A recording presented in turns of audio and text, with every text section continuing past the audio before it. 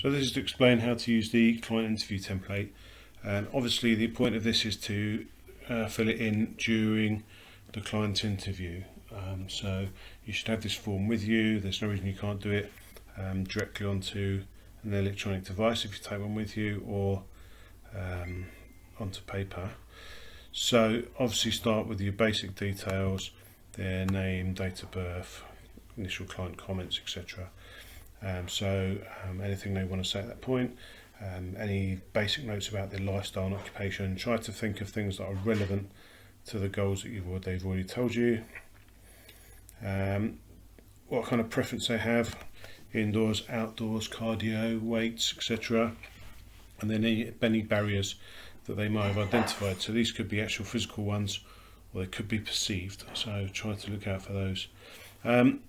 Always best to tap into their motivations, try and get an idea of emotionally how they're feeling, what might motivate them to go through the tough times, and then some strategies and barriers to overcome to maximise those motivators. So how do you overcome the barriers and get as motivated as possible? So a lot of this is going to come from your client.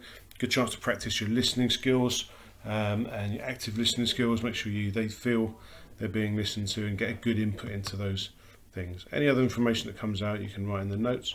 Always a good sign of a good consultation if you've got other stuff to write, because it shows that you haven't necessarily led it all. The client has their chance to participate. So now you're moving on to your testing, and you start with some static tests, which are generally for health. The compulsory ones are resting heart rate, height, weight and BMI. You need to do at least one other, which is most relevant to your client. So that could be blood pressure, but if you think about it, if your client's got a weight loss goal, they might want something like a skin fold analysis. If they're on the health, something like a waist-hip ratio might be useful.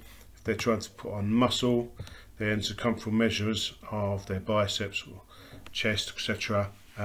Could be quite useful. So the whole point of this is to give you the best information to plan and to monitor your program. So you think about what might be the best things to do for you. From there you should be able to identify a risk stratification. There are various ones to choose from. You can have a look in the manual, in the PT template, and you should give them a strategy based on some of the results from up here, and then a rationale. So it could be that they're low risk because they're on ACSM because their blood pressure was a certain category. More detail the better there. Then have a think about what other services they may require. So you could think about GP for medical things, physio for any injury stuff, counsellor for any mental health or things like that, dietitian for nutrition, or some kind of CBT or motivational practitioner for goal setting. Try to have at least one in there, just helps you out. Then we'll go down to setting some goals. So these are particular towards the lifestyle goals rather than necessarily the fitness goals. So think about what they might do. The first thing to do is agree their stage of change. So look up the model. It could be at action, maintenance, could be at preparation, or even contemplation. And you should agree with them what that is, because that should change what you do. Then you've got to come up with 3 goals that are lifestyle related.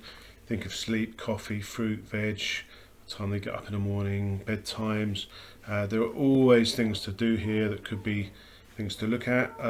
If your client has quite a healthy lifestyle, you may not think of much, but they could suggest stuff. They could put in some variety, etc., or they could just get consolidated. So those are your lifestyle goals. Now we look more at the fitness goals. It's important these are SMART goals. So think about how these are going to go into your programs. You may have had this discussion with them earlier. What are the short, medium and long-term goals that they're interested in? And these should get carried forward into your periodised programs. Think about how the goals might be reviewed. And then before you go on to the fitness testing, it's important to get the informed consent of the client. So get their consent to show that, because at this point it is potentially risky. You must do a static posture observation.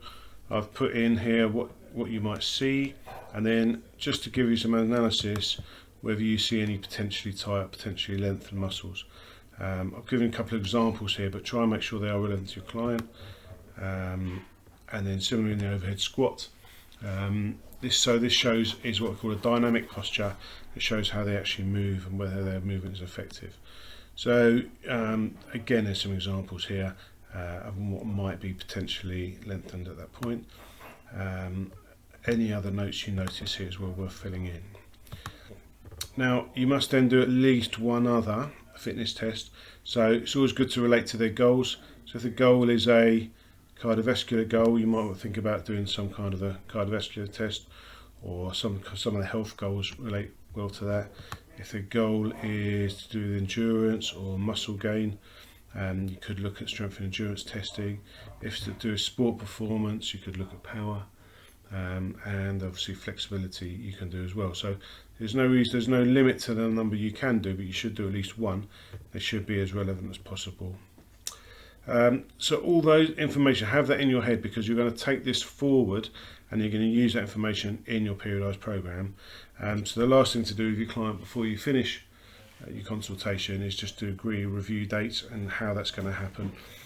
This sets them good habits, and make sure you've got good accountability to make sure that this all works.